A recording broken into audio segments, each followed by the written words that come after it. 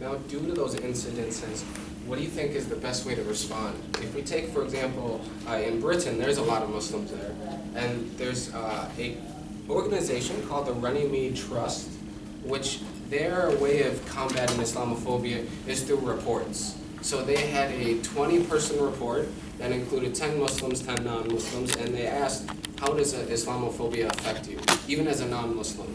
And that was their way of interacting both Muslim and non-Muslims, because they thought that was the way to combat xenophobia, to make it so everyone is in one group. Then there's another group in Britain who does the opposite, where they just take Muslims, that it's your problem, you have to deal with it, and the non-Muslims, they say, are part of the system that wants to oppress you, so you can't trust them. What do you think? Do you think it's entirely on the Muslims to combat this, or does non-Muslims also have to help Muslims to deal with this? Especially in St. Cloud, for example, like after Crossroads. When I hear about this type of thing, I'm reminded right away of Malcolm X and the Nation of Islam movement, where they would not allow white people to help them in any sort of activism. But then later on, Malcolm X had changed his opinion and said, everybody can come in and help.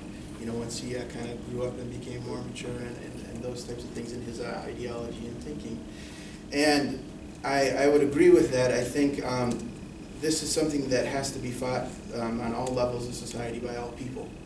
All forms of discrimination. It's not just Islamophobia, it's racism, it's sexism, it's heterosexism, it's all those things. Ableism, ageism. Now, not only does xenophobia affect person to person, but for example, at Harvard, Dr. Derek Bell, a prestigious professor, talked about how it's systematic. And because it's systematic, not only will me to you and how we talk affect things and make so xenophobia goes away.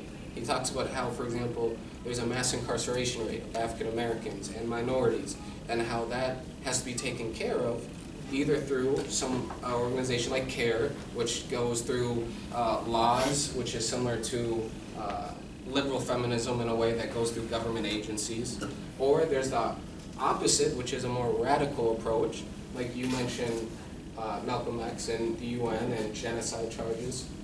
Which way is more feasible to combat Islamophobia? Should we go more of like CARE, which is more, can include Muslims and non-Muslims, or do we go more towards a revolution per se? If you're asking me, I think that this has to be a grassroots thing, just from person to person. You can change policy, but that don't mean people are going to change the way they think or the way they treat other people. And that's just the reality. They'll just complain about this stupid policy the whole time, So I think, it's just talking to people, becoming friends with people. I think the best way to fight prejudice of any kind is just to immerse yourself with different people.